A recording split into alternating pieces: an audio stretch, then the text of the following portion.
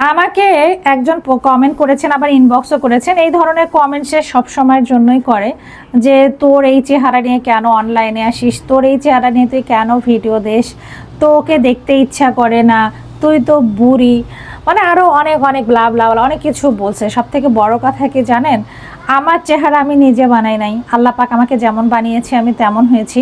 তো আলহামদুলিল্লাহ আমি আমার চেহারা নিয়ে অনেক সন্তুষ্ট। আলহামদুলিল্লাহ আল্লাহ পাক আমাকে অনেক সুন্দর করে বানিয়েছে।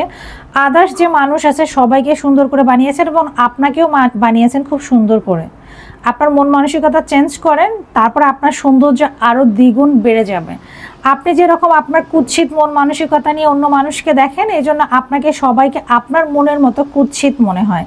আপনি যদি আপনার মনটাকে সুন্দর করে দেখেন, ভালোভাবে দেখেন, ভালো চোখে দেখেন, আলটিমেটলি সবাইকে আপনার সুন্দর লাগবে। আপনার মন যেরকম কুৎসিত, এই জন্য আপনি অন্য মানুষকে দেখলেই মনে হয় যে এই মানুষটা ভালো না, কুৎসিত, মানে আপনার যা মন চায় আপনি তাই বলেন।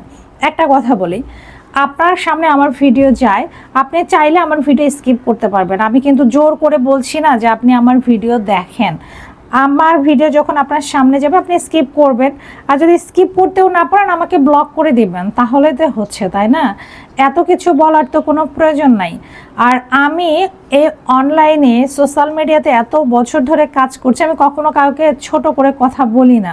আপনারা আমাকে এত এত কমেন্ট করেন না, কাউকে ছোট করে কথা বলি না। মাঝে মাঝে কিছু কমেন্টের রিপ্লাই দেই, তাদের কমেন্টগুলো এতটাই মানে আপনাকে পেইনে রাখবে, আপনাকে এতটাই ইফেক্ট করে, মানসিকভাবে আপনি এতটাই হয়ে যাবেন, তো আপনি বাধ্য হয়ে আসলে ওই রকম রিপ্লাই দিবেন। সাধারণত আপনারা আমার রিপ্লাইগুলো দেখতে পারেন, আমি অনেক সময় অনেক বাজে কমেন্টের ধন্যবাদ দিয়ে শেষ করে ফেলি, কারণ আমি চাই এই জিনিসটা যেন আর না বাড়ুক। কিন্তু কিছু মানুষ আছে না, মানে খুঁচাইতে ভালোবাসে, মানে খুঁচায় খুঁচায় মানে ক্ষত করা, ঘা করা।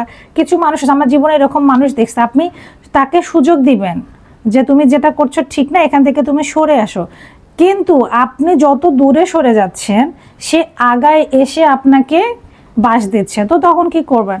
তো আলটিমেটলি তো মুখ খুলতে হবে, হাত তুলতে হবে, আদার্স যে অপশনগুলো আছে সেগুলো ব্যবহার করতে হবে।